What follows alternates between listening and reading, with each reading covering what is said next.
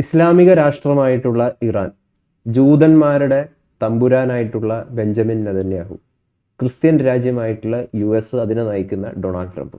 നിലവിലെ ഈ യുദ്ധം, ഇത് ഈ മൂന്ന് മതങ്ങൾ തമ്മിലുള്ള യുദ്ധമാണോ? വാസ്തവത്തിൽ അന്തർധാരയിൽ അതാണോ സംഭവിക്കുന്നത്, അതോ അതിനും അപ്പുറം ഒരു മാനം ഇതിനുണ്ടോ?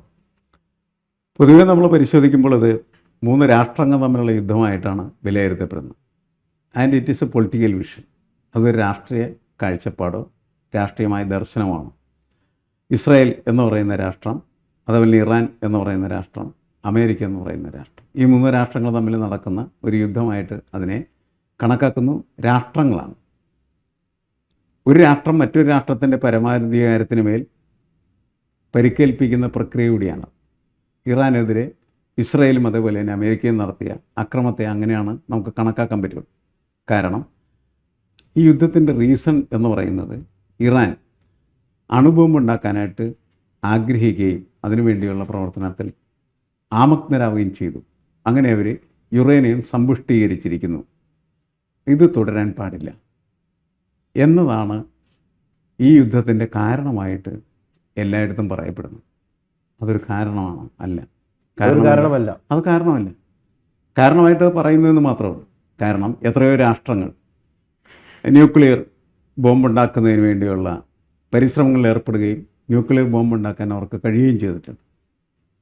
അപ്പോൾ ആറ്റം ബോംബ് ഉണ്ടാക്കുന്ന രാഷ്ട്രങ്ങളായിട്ട് പല രാഷ്ട്രങ്ങൾ മാറി. ആണവ ശക്തികൾ എന്ന് വിശേഷിപ്പിക്കപ്പെടുന്ന ശക്തികളായിട്ട് പല രാഷ്ട്രങ്ങൾ മാറി.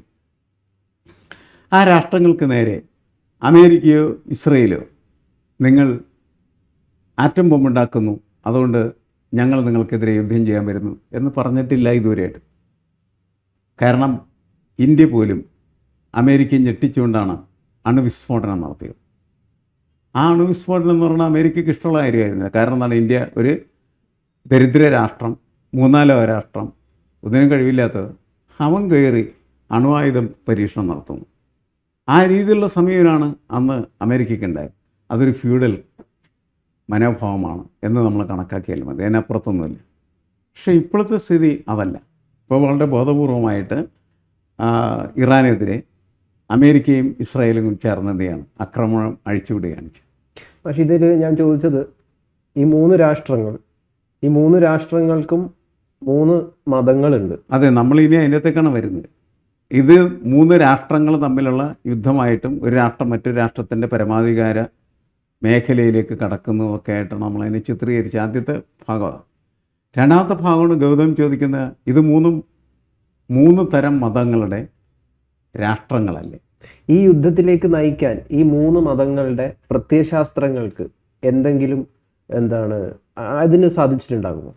അത് നമുക്കങ്ങനെ പറയാൻ പറ്റുമ്പോഴെങ്കിലും മാർപ്പാപ്പ ആരുടെ പിതാവാണ്? അത് ക്രിസ്ത്യാനികളുടെ ഏറ്റവും പരമോന്നത അധികാര കേന്ദ്രമായിട്ടോ അല്ലെങ്കിൽ അവരുടെ ആത്മീയ ഗുരുവായിട്ടോ കണക്കാക്കപ്പെടുന്നു. മാർപ്പാപ്പ യുദ്ധത്തിനെതിരാണ്. അതുകൊണ്ട് ക്രൈസ്തവ മതം യുദ്ധത്തിന് അനുകൂലമല്ല എന്നാണ് വ്യക്തമാക്കപ്പെടുന്നത്. പക്ഷേ അതങ്ങനെയെങ്കിലും കാര്യങ്ങൾ നടക്കുന്നുണ്ടെങ്കിലും നമ്മളിതിൻ്റെ ഒരു പ്രായോഗിക രാഷ്ട്രീയത്തിലെത്തുന്ന സമയത്ത് ട്രംപ് എന്ന് പറയുന്ന ക്രൈസ്തവ സ്വാധീനമുള്ള അമേരിക്കയുടെ കാഴ്ചപ്പാട് ഇതിലെന്താണ്? ജൂത താല്പര്യമുള്ളതായിട്ടുള്ള ഇസ്രായേലിൻ്റെ കാഴ്ചപ്പാട് എന്താണ്? ഇവർ രണ്ടുപേരും കൂടിയാണ് ഇറാനെ യുദ്ധത്തിലേക്ക് കൊണ്ടുവരുന്നത്. അല്ലെങ്കിൽ യുദ്ധത്തിൽ ഇറാന് പങ്കില്ല ശരിക്കും പറഞ്ഞു. അപ്പോൾ ഇറാൻ എന്ന് പറഞ്ഞതിനിടയിൽ ഒരു മുസ്ലിം രാഷ്ട്രമാണ് എന്ന് മാത്രമല്ല, ആണവായുധം നിർമ്മിക്കാൻ പോകുന്നതായിട്ടുള്ള ഒരു മുസ്ലിം രാഷ്ട്രം. അവനെ വെച്ചുറപ്പിക്കാൻ പാടില്ല എന്ന് ഇസ്രായേൽ തീരുമാനിക്കുകയാണ് ചെയ്തത്. അത് മതമുള്ള വർഗീയതയുള്ള ചിന്ത തന്നെയായിട്ടാണ് നമുക്ക് കണക്കാക്കുന്നത്. മുസ്ലിം വിരുദ്ധത അതിനകത്ത് വളരെ വ്യക്തമാണ്. ആരുടെ? ജൂതൻ്റെ. അത് ക്രിസ്ത്യാനിയെ സംബന്ധിച്ചിടത്തോളം അങ്ങനെ തന്നെയാണ്. ആ കാഴ്ചപ്പാടോടുകൂടി അവനെ ഇല്ലായ്മ ചെയ്യാൻ വേണ്ടിയിട്ടുള്ള നീക്കമായിട്ട് നമുക്കതിനെ വിലയിരുത്തേണ്ടതുണ്ട് എന്നാണ് എനിക്ക് തോന്നുന്നത്. മാത്രമല്ല ഇറാൻ അപ്പോൾ ഈ ലോകത്തെ തന്നെ വലിയൊരു മതവാദ രാഷ്ട്രമാണ്. അല്ല, അപ്പം ഇത് മുസ്ലിങ്ങളെ ഉന്മൂലനം ചെയ്യാനുള്ള ഒരു യുദ്ധമാണോ? മുസ്ലിങ്ങളെ ഉന്മൂലനം ചെയ്യാനുള്ള യുദ്ധമാണ് എന്ന് നമുക്ക് ഉറപ്പിച്ച് പറയാനായിട്ടേ പറ്റില്ല. എന്താ കാരണം? ഇറാന് ചുറ്റുമുള്ള എല്ലാ മുസ്ലിം രാഷ്ട്രങ്ങളും അമേരിക്കയ്ക്ക് പോകണം. അപ്പോൾ ഇവിടെയുള്ള പ്രശ്നം എന്ന് വെച്ചാൽ പഴയ കാലത്ത് നമുക്കിത് കുരിശ് യുദ്ധത്തിൻ്റെ രീതിയിലേക്ക് പോയ കാലം ഉണ്ടായിരുന്നില്ല. കുരിശ് യുദ്ധത്തിൻ്റെ കാലത്ത് അത് യഥാർത്ഥത്തിൽ മതയുദ്ധമാണ്. ആ മതയുദ്ധമല്ല ഇന്നത്തെ യുദ്ധങ്ങൾ. രാഷ്ട്രങ്ങൾ മൂന്ന് മതത്തെ കേന്ദ്രീകരിക്കുന്നതാണെങ്കിലും യുദ്ധം അടിസ്ഥാനപരമായി കച്ചവട സംബന്ധമായിട്ടുള്ള കൊള്ളയുടെ ഭാഗമാണ്. ഇറാൻ്റെ കയ്യിലുള്ള പെട്രോൾ കൊള്ളയടിക്കുക എന്നുള്ളതാണ് അമേരിക്കയുടെ ലക്ഷ്യം.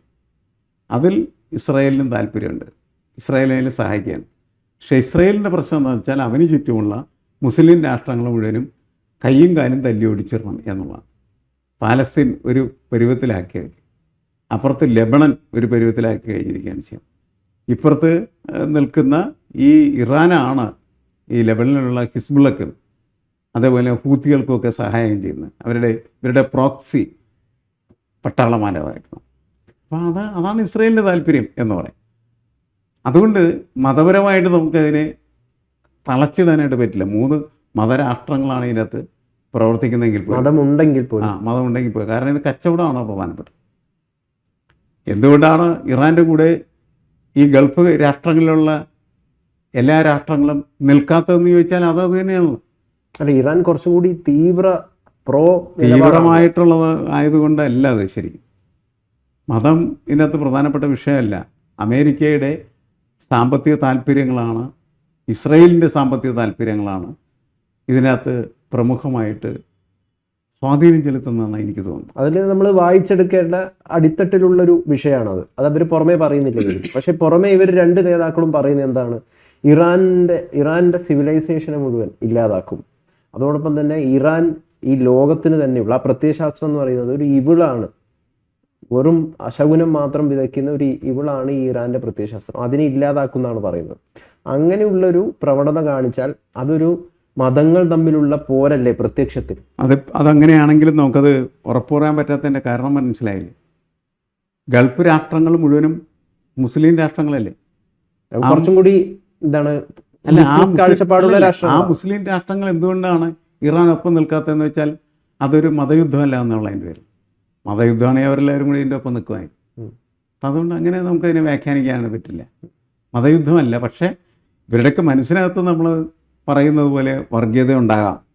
ഇറാൻ ആക്രമിക്കുന്ന സമയത്ത് ട്രംപിനകത്തുള്ള ക്രിസ്ത്യാനി ചിലപ്പോൾ കുറച്ചും കൂടി ഉണർന്ന് ആവേശത്തോടുകൂടി പ്രവർത്തിച്ചിട്ടുണ്ടായി. ഇറാനെ ഇല്ലായ്മ ചെയ്യാൻ ശ്രമിക്കുന്നതായിട്ടുള്ള ഇസ്രായേലിലെ ജൂതൻ ശക്തനായിരിക്കാം. ജൂതനെതിരെയും ക്രിസ്ത്യാനിക്കെതിരെയും മിസൈൽ അയക്കുന്ന ഇറാനി അവൻ്റെ ഈ അള്ളാഹുവിലും അതേപോലെ തന്നെ അവൻ്റെ മുസ്ലിം മതവാദത്തിലുമൊക്കെ ശക്തി പ്രാപിച്ചു അതിൻ്റെ ഊർജ്ജം ശേഖരിച്ച് നിർവഹിക്കുന്നതായിരിക്കാം. അതൊക്കെ ശരിയായിരിക്കാം. പക്ഷേ ഇത് മൊത്തമായി നമ്മൾ വിലയിരുത്തുന്ന സമയത്ത് അത് മതങ്ങൾ തമ്മിലുള്ള യുദ്ധമായിട്ട് അതിനെ വിലയിരുത്താനായിട്ട് പറ്റുകയില്ല എന്നുള്ളത് അതിൻ്റെ ഒരു റീസണബിൾ പൊസിഷനാണ്. ഇപ്പം എന്താണ് ബെഞ്ചമിൻ നെതന്യാഹു പലസ്തീനികളോട് കാണിച്ചതെന്ന് നമുക്കറിയാം. അത് തീർച്ചയായിട്ടും ഒരു ഉന്മൂലനം തന്നെയായിരുന്നല്ലോ. അത് ബെഞ്ചമിൻ നെതന്യാഹു മാത്രമല്ല, ഇസ്രായേൽ മുഴുവനും അവിടെ നിന്ന് പലസ്തീനുകളെ ഇല്ലായ്മ ചെയ്യാനായിട്ട് ആഗ്രഹിച്ചു. പലസ്തീൻ വേണ്ട. അപ്പോൾ പലസ്തീനുകളെ ഇല്ലാതാക്കാൻ വേണ്ടി, ഉന്മൂലനം ചെയ്യാൻ വേണ്ടി പരിശ്രമിച്ച ഇസ്രായേലികളുടെ കാഴ്ചപ്പാടെന്ന് പറഞ്ഞു കഴിഞ്ഞാൽ ജൂതമത കേന്ദ്രീകൃതമാണ് എന്ന് പറഞ്ഞാൽ നമുക്ക് തർക്കമൊന്നുമില്ല. അതിനെ എതിർത്ത് നിന്ന് പലരും ഇസ്ലാം മത മൗലികവാദികളുമായി വ്യാഖ്യാനിക്കപ്പെടാവുന്നതാണ്, തർക്കമില്ലാത്ത. പിന്നെ ഇതിന് വ്യത്യസ്തമായിട്ടുള്ള മുഖം കുറേ കാലങ്ങൾക്കും ഉണ്ടായി. എന്താണ് യാസർ അരാഫത്ത് എന്ന് പറയുന്ന മുസ്ലിം നേതാവ് ആ യുദ്ധം ഏറ്റെടുത്ത സമയത്ത് പലസ്തീൻ ലിബറേഷൻ ഓർഗനൈസേഷൻ എന്ന് പറയുന്ന സാധനമാണ്. പലസ്തീൻ ലിബറേഷൻ ഓർഗനൈസേഷൻ്റെ പ്രത്യേക PLO എന്ന് പറയുന്നത് ഒരിക്കലും ഒരു മുസ്ലിം മൗലികവാദ സംഘടനയായിട്ട് കണക്കാക്കപ്പെട്ടിരുന്നില്ല എന്നുള്ളതാണ്. അത് അവിടുത്തെ ജനങ്ങളുടെ വിമോചനത്തിന് വേണ്ടി പോരടിക്കുന്ന ഒരു വിമോചന പോരാട്ടമായിട്ട് കണക്കാക്കുകയും യാസർ അരാഫത്തിനെ ലോകത്തെ ഏറ്റവും വലിയ വിമോചന പോരാളിയായിട്ട് കൊണ്ടാടുകയും ചെയ്യുന്നതാണ്. അപ്പോൾ ഓരോരുത്തരും നടത്തുന്നതായിട്ടുള്ള പ്രവൃത്തികളും അവരെ കാണുന്ന സമയത്ത് നമ്മളത് വായിച്ചെടുക്കുന്നതും അതിൻ്റെ അകത്ത് അന്തർലീനമായി കിടക്കുന്നതായ മതവും അതും അല്ലാത്തതായിട്ടുള്ള കാര്യങ്ങളൊക്കെ വളരെ കൃത്യമാണെന്ന് ഞാൻ പറഞ്ഞു. ഇപ്പോൾ ഇറാൻ എടുക്കുന്ന സമയത്ത് ഇറാൻ മതരാഷ്ട്രമാണ്. ഖൊമൈനി എന്ന് പറഞ്ഞതിനിടയിൽ എത്രയോ തീവ്രമായിട്ടുള്ള രീതിയിൽ മത നിയമങ്ങൾ അടിച്ചേൽപ്പിക്കാനായിട്ട് അവിടെ ശ്രമിച്ച ഒരാളാണ്. യാസർ അരാഫത്ത് ഉണ്ടായിരുന്ന സമയത്ത് പലസ്തീനെ ലോകം കണ്ടിരുന്നത് വ്യത്യസ്തമായിട്ടുള്ള കാഴ്ചപ്പാടിലാണ്. ഹമാസ് വന്നപ്പോൾ അത് മാറി. ഹമാസ് വന്നപ്പോൾ അവർ തീവ്രവാദികൾ, മുസ്ലിം തീവ്രവാദികളായി മാറി. പക്ഷെ നമ്മളൊന്ന് ചെറുതായിട്ടൊന്ന് ചരിത്രത്തിലേക്ക് പോവുകയാണെങ്കിൽ ഈ മതങ്ങൾക്ക് ലോകത്ത് യുദ്ധം ഉണ്ടാകുന്നവർ അത് വെറും കച്ചവട താല്പര്യങ്ങൾക്ക് വേണ്ടിയിട്ട് നടത്തുന്ന ഒരു സംഗതിയാണ് എന്നതിനപ്പുറം ഈ മതങ്ങൾക്ക് അല്ലെങ്കിൽ സെമിറ്റിക് മതങ്ങൾക്കൊക്കെ എന്തെങ്കിലും പ്രാധാന്യമുണ്ട്? ഇപ്പോൾ പലരും യുദ്ധം വരുമ്പോൾ എപ്പോഴും കുറ്റം പരത്തുന്നത് സെമിറ്റിക് മതങ്ങളെ അല്ലെങ്കിൽ ഏകദൈവ സിദ്ധാന്തങ്ങളെയൊക്കെയാണ്. പക്ഷെ എങ്ങനെയാണ് അതിനെ കാണുന്നത്? അല്ല, അത്തരം മതങ്ങൾക്കൊക്കെ എന്താണ് യുദ്ധത്തിൻ്റെ സ്വഭാവം ഉണ്ടല്ലോ. കാരണം വെച്ചാൽ ഞാനല്ല നിനക്ക് മറ്റൊരു ദൈവം പാടില്ല എന്ന് ഒരു മതം പറഞ്ഞാൽ അതിൻ്റെ അർത്ഥം എന്താണ്? മറ്റുള്ളവരൊക്കെ ശത്രുക്കളാണെന്നാണ്. അങ്ങനെ ശത്രുതാപരമായിട്ടുള്ള സമീപനം സ്വീകരിച്ചുകൊണ്ട് മതം മുന്നോട്ട് വരുന്ന സമയത്ത് മതം തന്നെ യുദ്ധത്തിൻ്റെ കാരണമായി തീരുകയും ആ യുദ്ധത്തിൽ രമിക്കുന്നത് മതമായി തീരുകയും ചെയ്യുന്നുണ്ട്. അത് നമ്മൾ അങ്ങനെയുള്ള മേഖലകളിൽ നടന്ന യുദ്ധങ്ങളൊക്കെ പരിശോധിച്ചാൽ അതിന് ഏറ്റവും നല്ല ഉദാഹരണം കുരിശ് യുദ്ധം തന്നെയാണെന്നാണ് എനിക്ക് തോന്നുന്നത്. അത് കഴിഞ്ഞിട്ട് പിന്നീട് ലോകത്തിന് മാറ്റം വരുന്നുണ്ട്, ലോകം മാറിപ്പോകുന്നുണ്ട്. ഇപ്പോൾ ഫസ്റ്റ് വേൾഡ് വാറും സെക്കൻഡ് വേൾഡ് വാറും ലോകത്തെ ഏറ്റവും വലിയ യുദ്ധങ്ങളാണല്ലോ. ആ യുദ്ധങ്ങളിൽ മതങ്ങൾക്ക് പങ്ക് കുറവായിരുന്നു ശരിക്കും ഉണ്ടായിരുന്നു, അല്ലേ? അതെ. അപ്പോൾ ആ യുദ്ധത്തിൻ്റെ ആധുനിക യുദ്ധത്തിൻ്റെ ഘട്ടത്തിലേക്ക് നമ്മൾ എത്തുന്ന സമയത്ത് അതിൽ പ്രധാനപ്പെട്ട ഘടകം എന്ന് പറയുന്നത് സമ്പത്ത് മാത്രമായി മാറിത്തീർന്നു, രാഷ്ട്രീയ അധികാരവും. ഇപ്പോൾ രാഷ്ട്രീയ അധികാരവും സമ്പത്തും ആണ് പിന്നീടുള്ള യുദ്ധങ്ങളെയൊക്കെ നയിച്ചത്. ഇപ്പോൾ പിന്നെ കുറേ കൂടി നമ്മൾ മുന്നോട്ട് വരുന്ന സമയത്ത് സാമ്പത്തികമായ കാര്യങ്ങളാണ് യുദ്ധത്തിൻ്റെ പ്രധാനപ്പെട്ട ഘടകമായിട്ട് വരും. ഇപ്പോൾ അമേരിക്ക ഗൾഫ് രാഷ്ട്രങ്ങളിൽ നടത്തിയ ഇടപെടലുകൾ പരിശോധിച്ചാൽ ഇറാഖിലെ യുദ്ധത്തിൻ്റെ കാരണം എന്ന് പറയുന്നത് ഇറാഖിലെ എണ്ണയായിരുന്നു. ഇപ്പോൾ നമ്മൾ ഇറാനിലേക്ക് എത്തുന്ന സമയത്തും അവരുടെ പ്രധാനപ്പെട്ട കാഴ്ചപ്പാടെന്ന് പറഞ്ഞാൽ എണ്ണ തന്നെ, അത് കൊള്ളയടിക്കലാണ് ഉദ്ദേശിക്കുന്നത്. വെനിസ്വലയിൽ അവർ കടന്നാക്രമിച്ചത് എണ്ണ കൊള്ളയടിക്കാൻ വേണ്ടിയിട്ടായിരുന്നു. അപ്പോൾ സാമ്പത്തിക താല്പര്യമാണ് ഈ യുദ്ധങ്ങളുടെയൊക്കെ പിന്നിൽ അതിശക്തമായിട്ട് പ്രവർത്തിക്കുന്നതെന്ന് നമുക്ക് മനസ്സിലാക്കാനായിട്ട് കഴിയും. ഇപ്പോൾ സിറിയ ആയിക്കോട്ടെ, ലെബനൻ ആയിക്കോട്ടെ, അല്ലെങ്കിൽ അങ്ങനെയുള്ള കുറേയധികം മുസ്ലിം രാഷ്ട്രങ്ങളും ഒക്കെ ഉണ്ടല്ലോ, പലതും യുദ്ധങ്ങൾ കൊണ്ട് ആളുകൾക്ക് താമസിക്കാൻ പറ്റാത്ത അവസ്ഥയിലാണുള്ളത്.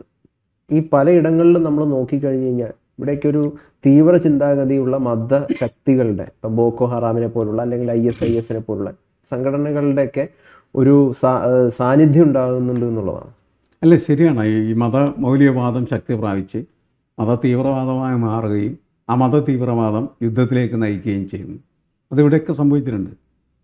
നമ്മളീ പറയുന്ന ഈ നേരത്തെ സൂചിപ്പിച്ച എല്ലാ രാഷ്ട്രങ്ങളിലും മുസ്ലിം രാഷ്ട്രങ്ങളാണ്. ആ മുസ്ലിം രാഷ്ട്രങ്ങളിലൊക്കെ നടക്കുന്ന യുദ്ധങ്ങളെന്ന് പറയുന്നത് പരസ്പരമുള്ള ചാവേറി യുദ്ധങ്ങളാണ്. പരസ്പരം വെട്ടി ചാവേണ് ചെയ്യുന്നത്. അവിടെ ആർക്കും താമസിക്കാനായിട്ട് പറ്റാത്ത അന്തരീക്ഷം അവർ തന്നെ സൃഷ്ടിച്ചുകൊണ്ടിരിക്കുന്നുണ്ടെന്നുള്ളത് ശരിയാണ്.